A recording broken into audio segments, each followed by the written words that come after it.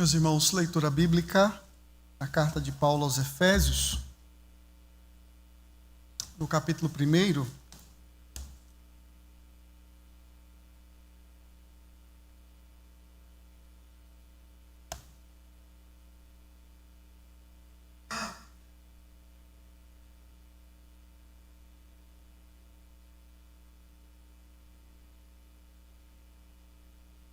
Leremos, irmãos, do versículo 15 ao versículo 23 da palavra do nosso Deus.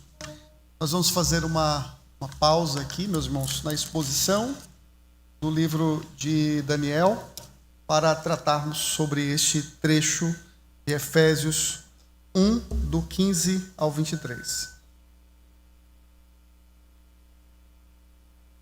E assim nos diz a palavra inspirada do nosso Deus Santo.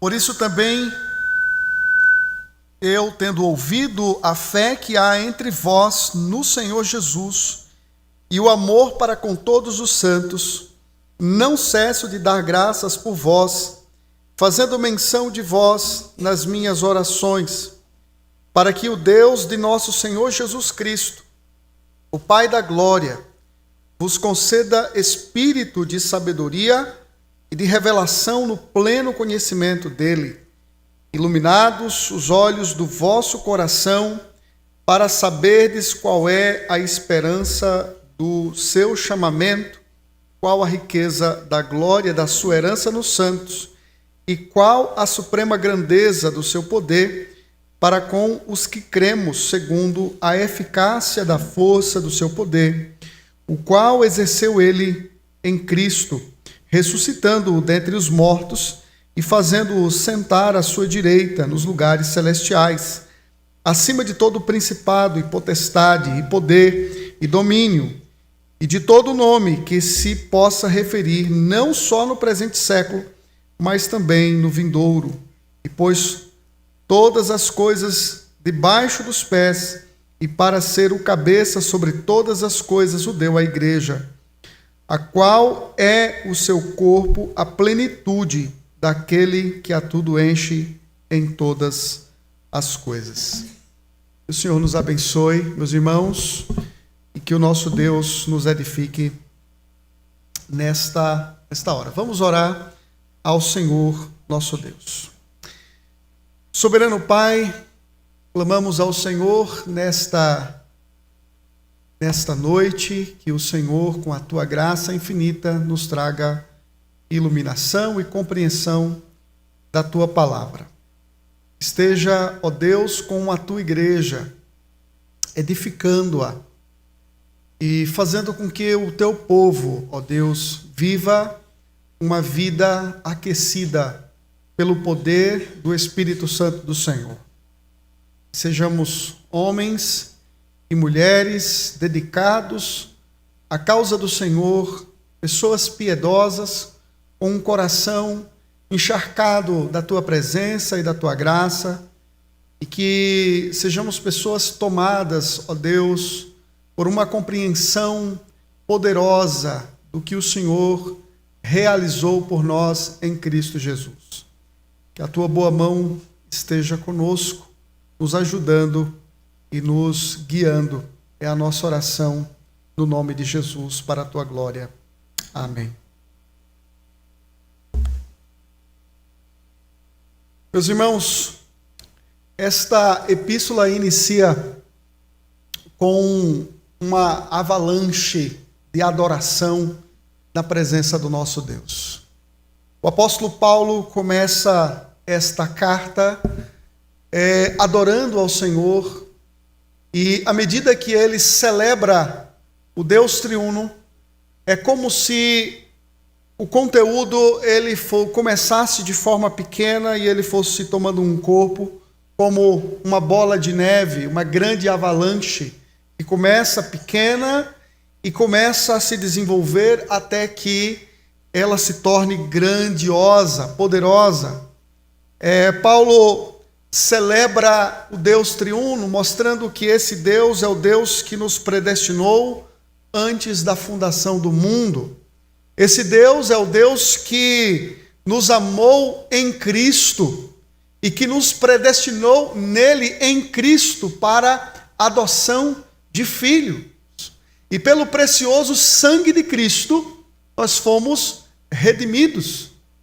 Mas também o Deus que nos elegeu e o Deus que nos redimiu em Cristo é o Deus que também nos selou por meio do Espírito Santo, e agora nós somos herança e propriedade desse Deus. O Espírito que habita em nós é o penhor, é a garantia da nossa herança em Cristo Jesus.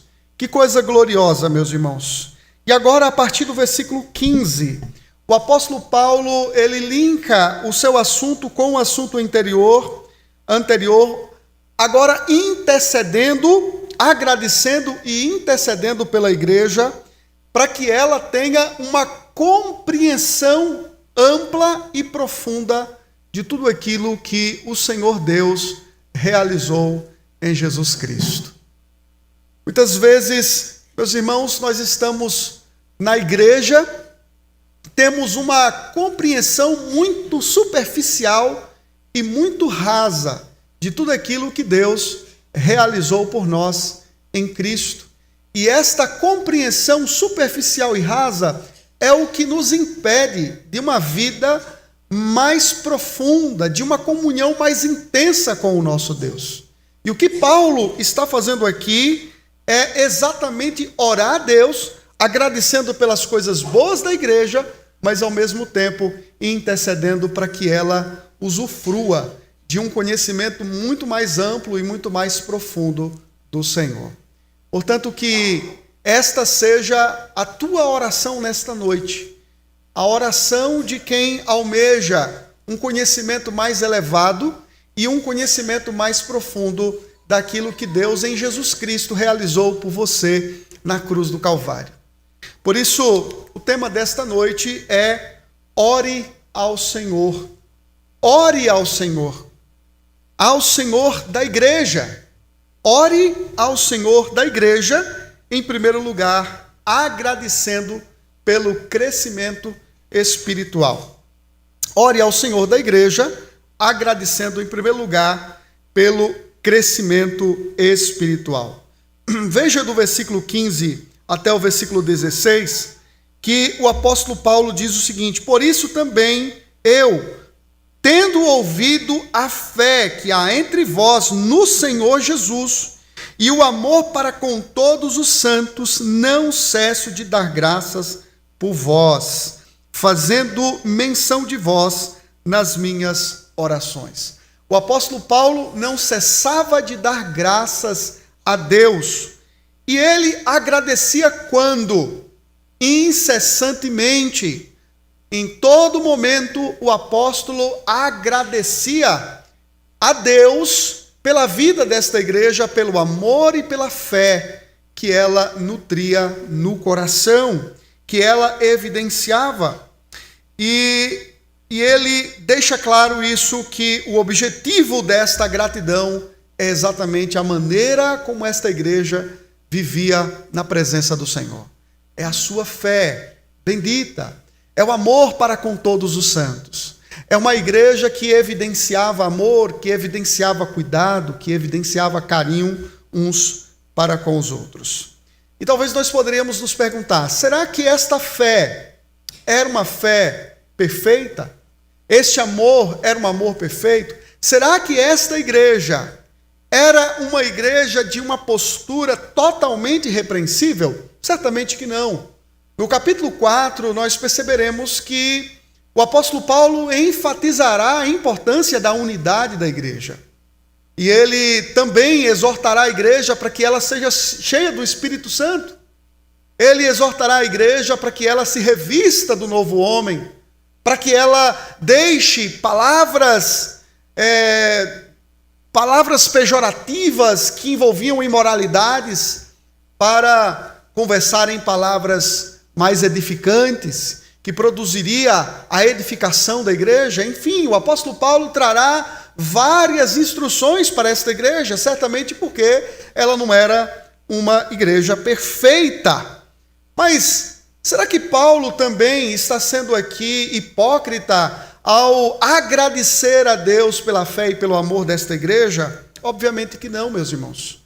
Porque apesar desta igreja ser uma igreja imperfeita, o apóstolo Paulo está agradecendo com base na fé que é a concentração na obra vicária de Jesus Cristo na cruz do Calvário.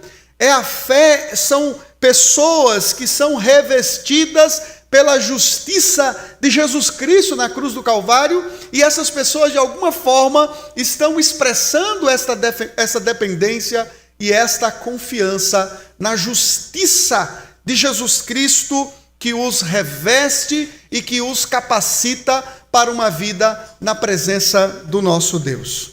Então, o que Paulo está fazendo aqui é nos ensinar a importância do elogio, de sabermos agradecer, de sabermos reconhecer no outro, mesmo sendo falho, mesmo sendo uma pessoa falível, a reconhecer as suas qualidades, a reconhecer o seu crescimento, a reconhecer os seus desenvolvimentos. E, meus irmãos, quantas vezes nós somos pessoas extremamente críticas, justas. O nosso anseio é sempre aplicar aquilo que a pessoa merece, é dar a ela a justiça, sermos críticos. Mas muitas vezes deixamos de ser pessoas graciosas e de reconhecer no outro o seu progresso, o seu crescimento e o seu desenvolvimento. O apóstolo Paulo está aqui nos mostrando a importância de elogiar. Às vezes em casa nós somos tendenciosos a cobrarmos tanto dos nossos filhos, a exigir uma excelência da parte deles, que a nossa tendência é sempre olhá-los numa perspectiva sempre crítica. Sempre crítica, porque tudo que eles fazem nunca é suficientemente bom para o nosso padrão de exigência. Então, por vezes, nós somos pessoas mais críticas com os nossos filhos e esquecemos de elogiá-los e de reconhecer o progresso deles espiritual, intelectual, físico. Então, aprenda também a elogiar. É claro, eu estou usando um exemplo da casa, mas é também a realidade da igreja. Quantas vezes nós estamos mais concentrados em criticar e apontar as falhas do outro, ao invés de apontarmos as suas qualidades, né? Então, muitas vezes, meus irmãos, nós somos pessoas que derrubam mais do que edificam. O apóstolo Paulo sabia que esta igreja era imperfeita. O apóstolo Paulo tem esta percepção e ele vai tratar isso na epístola. Mas, no entanto, ele inicia uma fala direcionada à igreja dizendo que ele não cessa de agradecer por algo que ele detectou: fé em Jesus Cristo e amor para com a igreja do Senhor. Bryan Chapell conta acerca de uma confissão que me chamou a atenção, a confissão de um líder de uma igreja que ocupava um cargo importante numa empresa que envolvia exatamente ensinar empreendedores a incentivar seus trabalhadores, né? Durante 20 anos, ele ensinou que as 5 palavras mais importantes para elevar a moral eram: eu estou orgulhoso de você. 5 palavras que elevavam a moral e a estima das pessoas. Eu estou orgulhoso de você. Porém, depois de algum tempo de reflexão, este homem reconheceu que estava em falha com seu filho. Há tantos anos ele vinha falando para as pessoas: eu estou orgulhoso de você. Mas havia se esquecido de falar isso para o próprio filho. E consciente desta sua falha, ele então agendou uma refeição, um jantar com seu filho. E naquela noite, então, ele pôde falar para o seu filho: eu estou orgulhoso de você. Orgulhoso por tudo que você tem feito, pelo seu trabalho. E a partir daquele momento, ambos desenvolveram uma relação profunda uma grande amizade, uma grande relação entre pai e filho. Quantas vezes essa é a nossa inclinação, de reconhecer sempre no outro, sempre lá fora, mas nunca olhamos para dentro. Reconhecemos sempre que a grama da outra igreja é mais verde do que a nossa. Na igreja tal faz isso, na igreja tal tem isso, a igreja tal tem um coral maior, tem uma equipe de música mais avantajada, com mais instrumentistas, com muitos vocais. A igreja tal tem esse tipo de sala, esse tipo de templo, a sua estrutura é assim, assado. A nossa tendência é sempre olharmos para o outro e olhar, a grama dele é mais verde do que a minha, né? Eu me lembro de um amigo superintendente que sempre que iria conduzir a sua superintendência, ele gostava de ler o artigo de outros boletins, mas nunca lia os artigos da sua própria igreja. Parece que muitas vezes nós estamos fechados, obscurecidos para a realidade da igreja, da causa local, de onde nós estamos, para tudo aquilo que Deus está fazendo, e somos mais tendenciosos a olharmos para outros lugares e deixamos de elogiar, de agradecer a Deus por aquilo que Ele está fazendo aqui, na nossa igreja. Então é mais fácil criticar quando os adolescentes, por exemplo, não estão vivendo como nós gostaríamos, mas deixamos por vezes de reconhecer o que eles estão fazendo e o que eles estão realizando na presença do Senhor. Vejam bem, ambas as coisas são importantes, correção e elogio.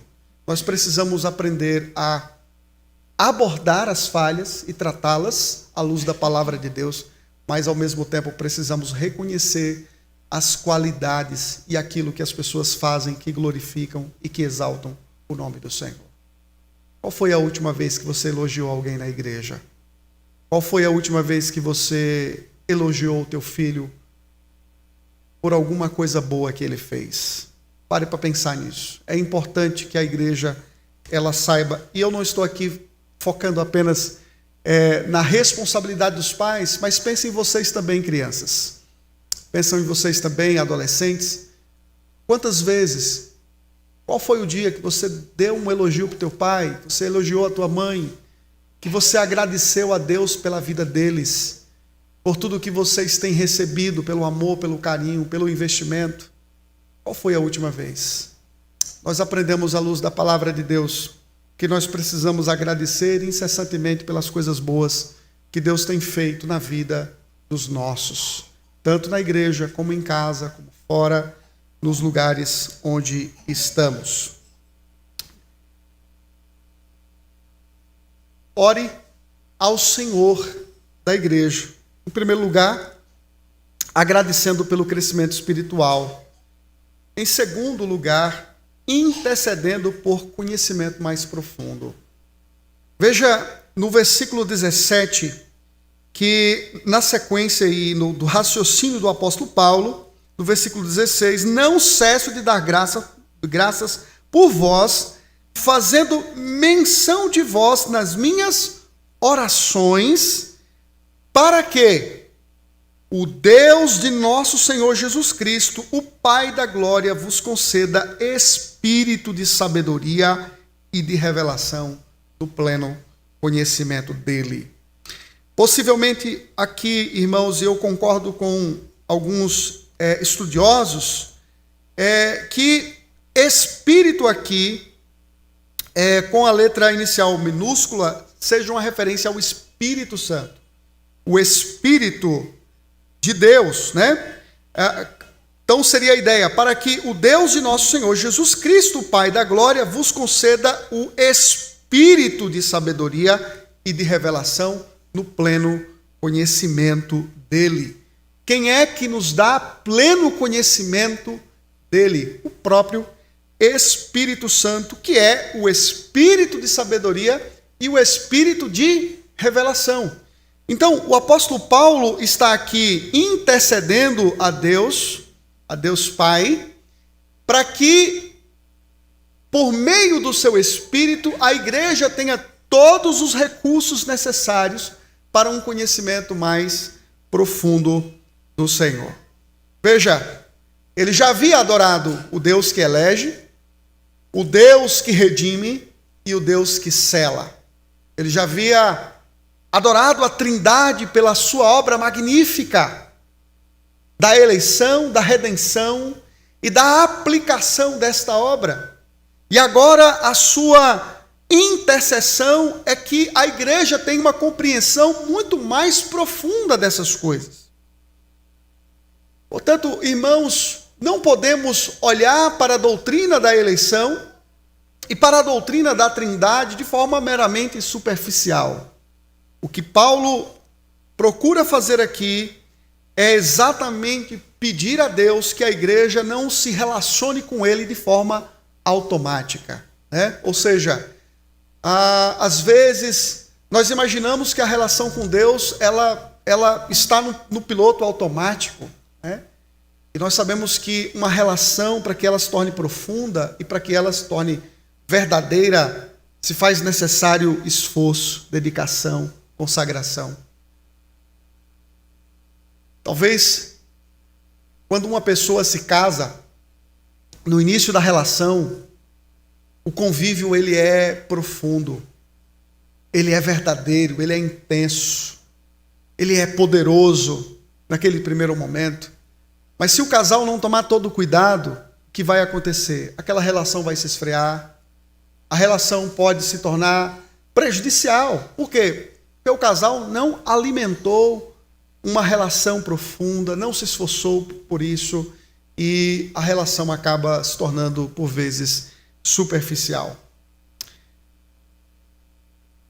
Não é assim com alguns amigos nossos? Não é desta forma? Às vezes você tem grandes amigos, mas você não consegue se relacionar com eles. Eles estão distantes, eles estão longe. É um grande amigo que mora na cidade tal ou no estado tal, mas você nunca conversa com ele, você nunca liga para ele, você nunca manda uma mensagem de WhatsApp para ele, nem mesmo envia mais e-mails, porque já está de uma prática antiga, ultrapassada, você esqueceu tudo, nem e-mail, nem WhatsApp, nem uma ligação, e nem sequer faz uma visita, mas você ainda continua dizendo que você é um grande amigo daquela pessoa. O distanciamento certamente esfriou aquela relação e prejudicou aquele convívio. Mas quantas vezes nós tratamos Deus exatamente desta forma? E quantas vezes a nossa relação com o Senhor se desenvolve com base nesse distanciamento? Não oramos, não lemos a palavra, não meditamos nas suas verdades, estamos distantes do nosso Deus. Ele é o nosso Deus, Ele é o nosso Salvador, Ele é o nosso Senhor. Somos bons em teologia, somos bons em doutrina, somos bons apologetas, capazes de defender assuntos na internet, com colegas, com parentes, mas somos pessoas extremamente superficiais no convívio com o Senhor. E talvez a oração que você deva fazer nessa noite seja exatamente esta, para que Deus conceda a você um conhecimento mais profundo dele. Porque foi exatamente isso que o apóstolo Paulo pediu para esta igreja. Ele não cessa de agradecer, mas ele também não cessa de orar para que esta igreja receba da parte de Deus todo o ferramental necessário para uma vida espiritual profunda, para uma relação intensa por meio de um conhecimento profundo acerca do Senhor, através de uma relação forte e viva. Às vezes nós fustigamos a igreja com varas e com as nossas críticas. Fulano está assim, Beltrano vive desta forma, quando na verdade nós estamos distantes do Senhor. Quando o nosso coração também está carente de uma vida maior na presença de Deus. Maior oração, maior tempo de oração, maior tempo de reflexão da palavra, mais comunhão com o Senhor. Clamamos por avivamento na igreja do Senhor, quando na verdade é a nossa vida que depende de avivamento. E aqui eu me lembro muito, gosto de uma ilustração que Charles Spurgeon usava, que era a ideia de um vagão, de um trem. Quando você deseja que um trem ele ande mais rápido, o que você faz? Você coloca um vagão a mais, você treina o maquinista, o que você vai fazer? Ele diz, você não precisa colocar mais um vagão, você não precisa trocar o maquinista, você precisa colocar fogo. Fogo, para que o trem possa andar mais rápido. E às vezes é isso que o nosso coração precisa. O nosso coração precisa mais de fogo, precisa mais de comunhão com o nosso Deus, à luz da sua palavra. Então esta é a oração do apóstolo Paulo para esta igreja, que ela cresça no pleno conhecimento dele, um conhecimento mais completo. E eu não estou falando do conhecimento intelectual puramente. Não estou falando de curiosidades intelectuais. Olha, meus irmãos, hoje nós vivemos numa época dos teólogos da internet. Dos teólogos da internet. Jovens e adolescentes que conhecem profundamente a teologia. Meninos que discutem aí, tome cuidado até quando você estiver discutindo nas redes sociais, porque de repente você vai estar discutindo com um menino de 14 anos, teologia, 14, 15 anos e você não sabe. São bons conhecedores que estão lendo, ouvindo, vendo vídeos, ouvindo mensagens, mas que não têm profundidade na sua relação com Deus. Não são práticos no seu conhecimento bíblico, no seu conhecimento doutrinário.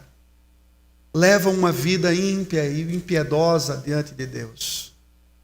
E o que o apóstolo Paulo está fazendo aqui é exatamente pedindo que Deus nos fortaleça com o seu Espírito. E aqui a gente poderia perguntar assim, mas pastor, no início do capítulo não foi dito que o Espírito Santo já nos selou, que nós já temos o Espírito em nós, já temos o selo desse Espírito. No versículo 13 diz, fostes selados com o Espírito Santo da promessa. Como que agora o apóstolo Paulo está pedindo que o Espírito de sabedoria e revelação, no pleno conhecimento, seja concedido a nós? O que Paulo está pedindo? Que tipo de oração é essa? A sua oração contempla exatamente o fortalecimento desta relação, para que esta vida de comunhão, para que esse Espírito seja cada vez mais pleno, esteja cada vez mais dominando e governando sobre os nossos pensamentos, sobre os nossos sentimentos, sobre a nossa vida. Não é isso que a plenitude do Espírito Santo implica no capítulo 5? O ser tomado pelo Espírito significa ser governado pelo Espírito Santo de Deus. É ter uma mente controlada, é ter um coração controlado pelo Espírito Santo do Senhor. Então esse Espírito deve ser fortalecido no nosso coração a cada dia, pelo seu governo, pelo seu controle, pela sua intensidade na nossa vida. Meus irmãos, esta é a intercessão que o apóstolo Paulo faz e é a oração que nós devemos fazer nessa noite. Eu não sei como está a sua vida com Deus. Eu não sei como você tem desenvolvido a sua vida diante do Senhor. Não sei se você é um crente de oração, se você é um crente que valoriza a leitura da palavra. Não sei se você é uma pessoa que tem refletido na palavra de Deus. Eu nem mesmo sei como você tem conduzido sua vida de leitura da palavra. Veja, infelizmente esta igreja, com o tempo ela se tornou uma igreja zelosa na doutrina, mas uma igreja que se esfriou no primeiro amor. O primeiro amor desta igreja foi danificado. E o Senhor Jesus, mais adiante, escrevendo uma carta a essa igreja, ele diz, eu tenho contra ti que abandonaste o primeiro amor. Você tem muita teologia na cabeça, mas pouco fogo no coração. Você tem um conhecimento robusto, mas não tem vida. Não tem vida, experiência na minha presença. E a pergunta para você é: você tem muita palavra na cabeça e vive muito pouco isso? Se essa é a sua situação, então a tua oração deve ser: Senhor, me conceda um conhecimento mais profundo do Senhor, uma relação mais poderosa contigo, todas as manhãs, todas as noites, todos os momentos da minha vida. Não tem coisa melhor, meus irmãos, do que os nossos filhos crescerem vendo pais piedosos, homens envergados na presença do Senhor em oração, homens debruçados na leitura da palavra. Coisa boa é para os nossos filhos crescerem vendo isso, porque na contemplação dessa experiência diária da sua casa, eles poderão crescer amando e desejando esta vida com o Senhor. Que Deus nos ajude, meus irmãos, a sermos homens e mulheres assim, porque nós somos pessoas falhas, né?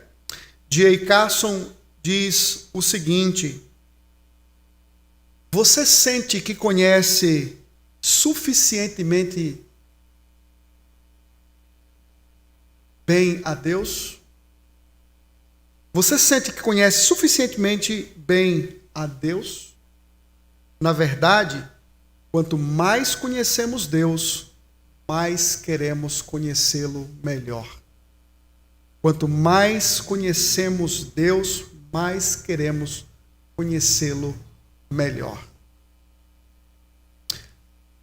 Terceira e última verdade: ore ao Senhor da igreja. Em primeiro lugar, agradecendo ao Senhor pelo crescimento espiritual. Em segundo lugar, intercedendo por um conhecimento mais profundo. Em terceiro e último lugar, clamando por uma compreensão mais elevada. Por uma compreensão mais elevada. Eu vou destacar aqui 3 motivos do apóstolo Paulo aqui para que você procure compreender. O que ele está querendo dizer aí? Olha no versículo 18. Iluminados os olhos do vosso coração para saberdes qual é a esperança do seu chamamento, qual a riqueza da glória da sua herança nos santos e qual a suprema grandeza do seu poder. São 3 assuntos, ou 3 pedidos aí, para que você compreenda, né? Ou seja, é como se você estivesse numa casa com luzes não muito fortes, meio acesas, e a oração é para que a tua mente, a tua compreensão seja iluminada de tal forma que você consiga compreender a natureza da tua vocação, a glória e a riqueza da herança que você recebeu em Cristo, e ao mesmo tempo você consiga compreender o poder de Deus, né? Esperança aqui, meus irmãos, o chamamento, né, para saberdes qual é a esperança do seu chamamento, está vinculado à ideia da salvação, do que nos aguarda, do que Cristo fez, do seu chamado irresistível na nossa vida ao nos salvar. Então Paulo pede a Deus para que Ele ilumine os olhos da nossa mente. Coração, você sabe que significa na Bíblia o centro das emoções do homem. Por vezes também ele é tido como a própria mente, né? Então a ideia aqui é que Paulo está intercedendo para que o centro de todas as nossas emoções, de todas as nossas afeições, da nossa razão, seja iluminado pelo poder de Deus de tal forma que nós consigamos compreender a grandeza desta salvação, desse chamado de Deus na sua vida, que arrancou você das trevas, que tirou você de uma situação decadente para uma vida salvífica, uma vida gloriosa na presença do nosso Deus. Não só te tirou de uma situação de trevas, do monturo, mas Ele te fez assentar com os príncipes, como diz lá o Salmo 113, né? Que ele é o Deus que nos tira do monturo, da sarjeta da vida e nos faz assentar entre os príncipes. Ele nos tirou de uma condição de trevas e nos transportou para o reino do Filho do seu amor e nos concedeu uma herança. Veja, qual a riqueza da glória da sua herança nos santos. Certamente o apóstolo Paulo sabe que o nosso coração ele é tendencioso a se apegar aos tesouros desta vida, às coisas desta vida, as coisas boas deste mundo por vezes nos embriaga. Ficamos embriagados com as coisas belas desta vida e somos tendenciosos a nos esquecermos daquilo que o nosso Deus fez por nós. E por isso então o apóstolo Paulo nos ensina a interceder, a clamar a Deus por uma compreensão mais elevada daquilo que ele fez por nós, ao nos chamar para essa herança gloriosa, para essa esperança maravilhosa e também para esta riqueza da glória da sua herança. Tem alguns que dizem que talvez aqui a herança seja uma referência àquilo que Deus nos deu, a herança que nos foi dada pelo Senhor, né? Alguns outros pensam que herança aqui tem a ver com a herança que Deus tem. Nós somos a herança de Deus. A igreja é a herança do Senhor, e alguns até com base bíblica para mostrar que a igreja é a herança de Deus, como no Antigo Testamento. O povo da aliança era visto como a herança do Deus Yahvé. E aqui então é possível que este seja o sentido da palavra herança. Nós somos a herança de Deus. E por isso então nós somos a alegria. Esse Deus que se satisfaz e que se alegra com a sua herança que é a igreja. Seja um ou seja outro, meus irmãos, o que nós precisamos entender é que isso é uma riqueza de valor inestimável, incalculável. Não somos capazes de compreender esta verdade e por isso a oração é para que Deus ilumine os nossos olhos para que a gente possa entender isso. E ao compreendermos esta verdade, o mundo não terá o mesmo significado para nós. Quantas pessoas estão brigando? Gente, se tem um negócio que dá confusão, é a tal da herança. Uma família pode viver muito bem, participar de festas, de confraternizações, né? Boas reuniões entre famílias, mas, irmãos, quando os pais morrem, parece que o negócio desanda de uma tal forma que vira totalmente a cabeça dos filhos. E se não vira a cabeça dos filhos, vira a cabeça dos sobrinhos. E às vezes a briga não é nem por conta de filhos dos irmãos, mas é por conta dos filhos.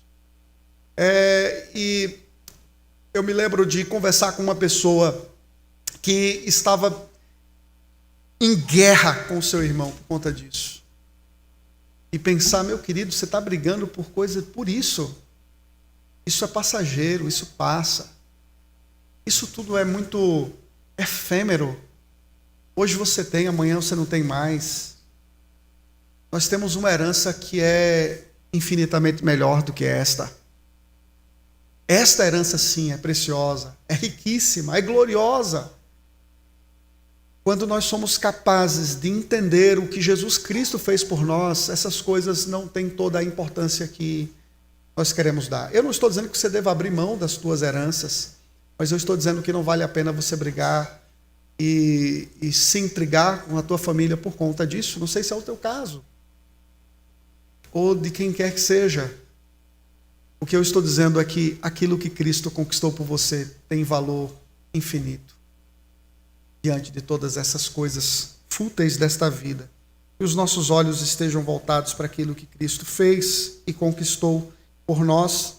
Se você entende que você é herança de Deus, e de fato você é, então se alegre nisso, na alegria desse Deus de ter alcançado a sua igreja por meio do sangue de Cristo e de ser o proprietário dela. Nós somos dele, nós pertencemos a ele, e não existe nada mais agradável do que isto.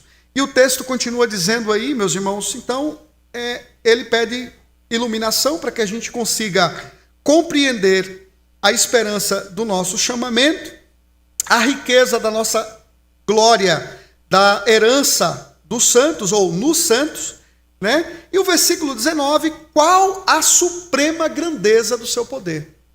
Então aqui você tem mais uma vez uma enxurrada de informações e daquela gigantesca bola de neve que vai se formando, né? Veja aí, ele está pedindo para que você entenda qual é a suprema grandeza do seu poder. Ele vai usar poder aí várias vezes. Poder, qual a suprema grandeza do seu poder para com os que cremos? Segundo, a eficácia. Eficácia aqui é de onde vem a nossa palavra energia, né? No grego, da força e também do seu poder, que não é, no grego, a mesma palavra aí do primeiro poder aí no início do versículo 19, que é o grego para dinamis, né? Então, veja que o apóstolo Paulo está enfatizando esse poder que é grandioso. E esse poder que é grandioso, ele não se manifestou na cura de pessoas, né? Na transformação financeira das pessoas. Não. O poder que Paulo está falando aqui não é esse tipo de poder que as pessoas querem ver nas igrejas, gente expulsando demônios, né? Como, por exemplo, os discípulos que voltaram depois da comissão de Jesus Cristo, voltaram alegres. Por quê? Porque os próprios demônios se submetiam à autoridade deles. E Jesus fala assim, olha, é legal isso, essa alegria é legítima, mas vocês não deveriam se alegrar por isso, vocês deveriam se alegrar porque o nome de vocês estão arrolados nos céus. Esse deve ser o motivo maior da alegria de vocês. O fato de vocês terem sido salvos e do nome de vocês serem arrolados nos céus. Porque, de fato, esse poder se manifestou quando Satanás foi destronado. Porque eu vi quando Satanás caiu. E eu vi quando o seu reino foi invadido à medida que vocês anunciavam o evangelho. Esse é o verdadeiro poder que nós precisamos compreender. É o poder de Deus realizado para salvar você. E sabe por que você deve se alegrar com isso e deve compreender essa grandeza? Porque o que Paulo está dizendo é que o mesmo poder que Deus realizou ao ressuscitar o Senhor Jesus Cristo, Ele operou em você, para salvar você e para retirar você das trevas. O mesmo poder que foi efetuado na ressurreição do Cordeiro de Deus, que veio para tirar o pecado do mundo, ao ressuscitá-lo, Deus efetuou com eficácia, com força, para tirar você das trevas. Então ele está dizendo para que a igreja reflita sobre isso, né?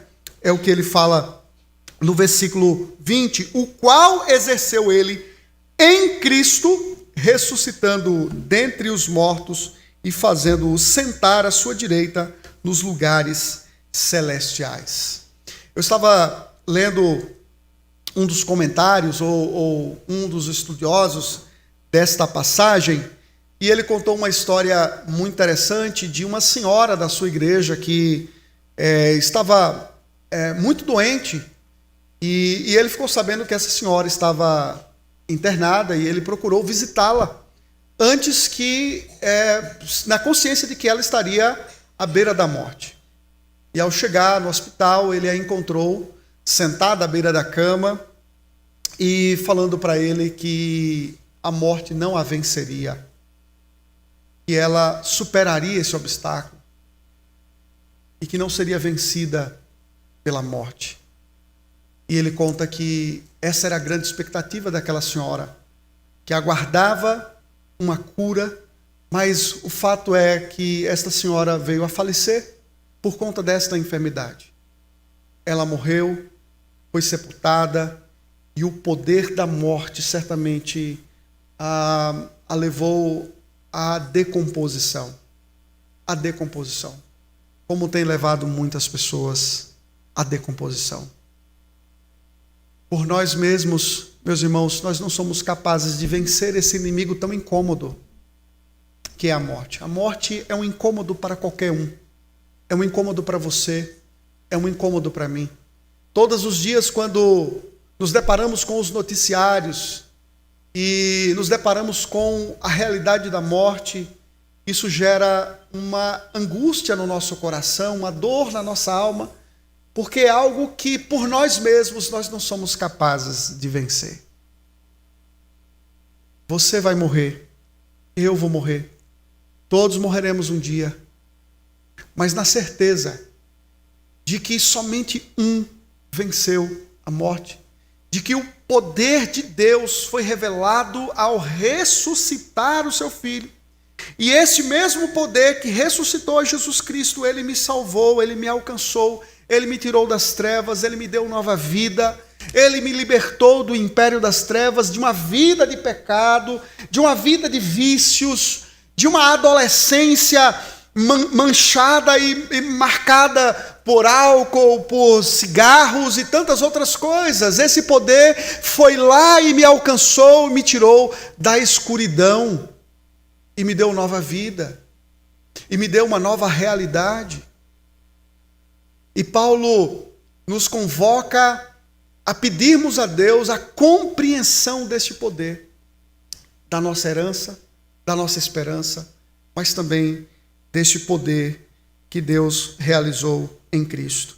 Veja, ele exerceu ao ressuscitar a Jesus Cristo, ele exerceu ao colocá-lo à sua direita nos lugares celestiais, ele exerceu ao colocar o Senhor Jesus Cristo acima de todo principado e potestade e poder e domínio e de todo nome que se possa referir não só no presente século, mas também no vindouro, né? Éfeso estava cheia de idolatria e de magia, que invocava poderes cósmicos, né?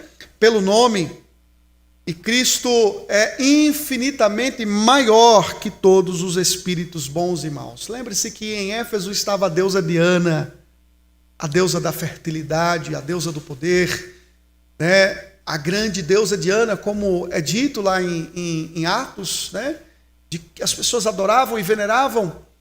E certamente o apóstolo Paulo está agora pedindo para que essa igreja interceda e busque a Deus, clame ao Senhor, para que ela consiga compreender a grandeza desse poder que está acima de todas essas forças.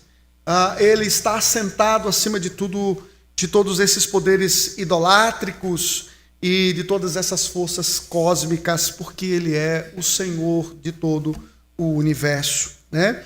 E aí ele fala no versículo 22, e pôs todas as coisas debaixo dos pés, e para ser o cabeça sobre todas as coisas o deu à igreja. Ele é o cabeça sobre todas as coisas, ele é o cabeça da igreja, a qual é o seu corpo, como Eva era parte do próprio corpo de Adão, feita da costela do próprio Adão, carne da minha carne.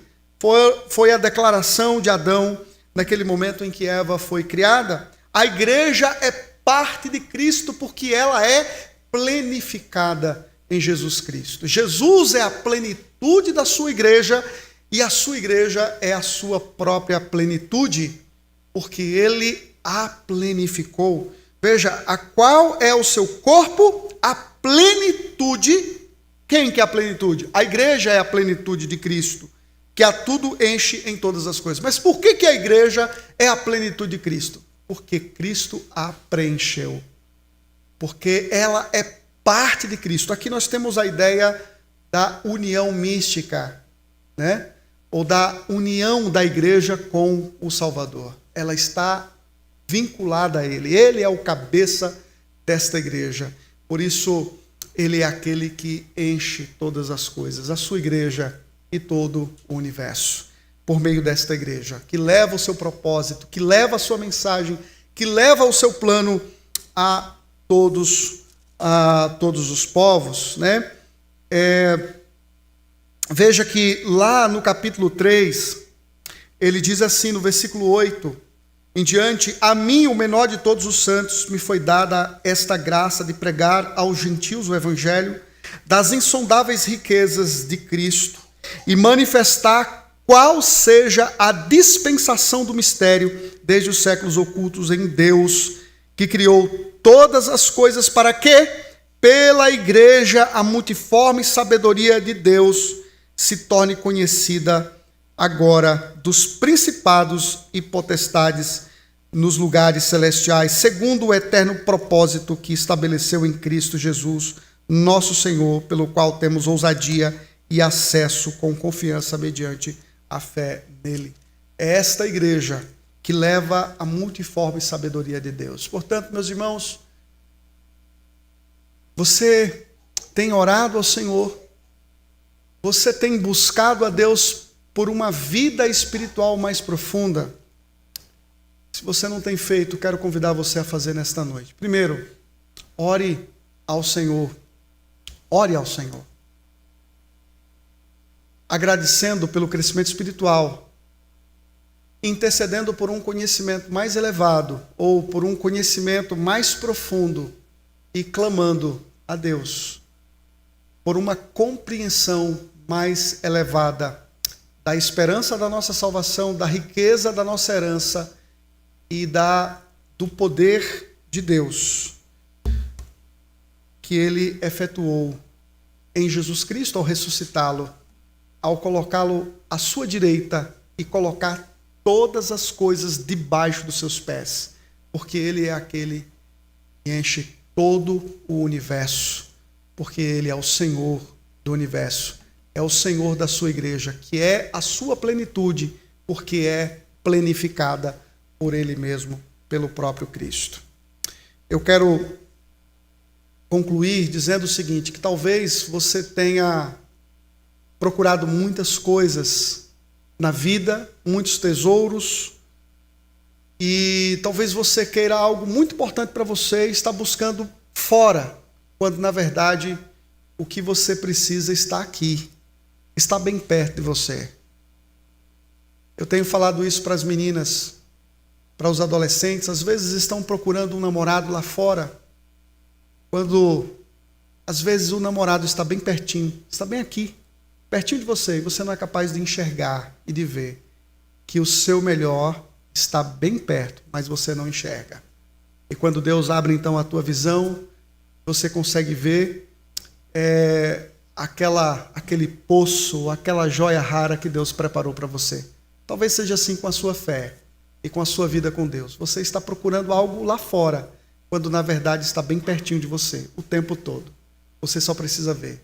Cristo é o poder de Deus, que pode saciar o nosso coração e que pode preencher profundamente a nossa alma. Que Deus nos abençoe, meus irmãos, e que o Senhor nos ajude, hoje e sempre.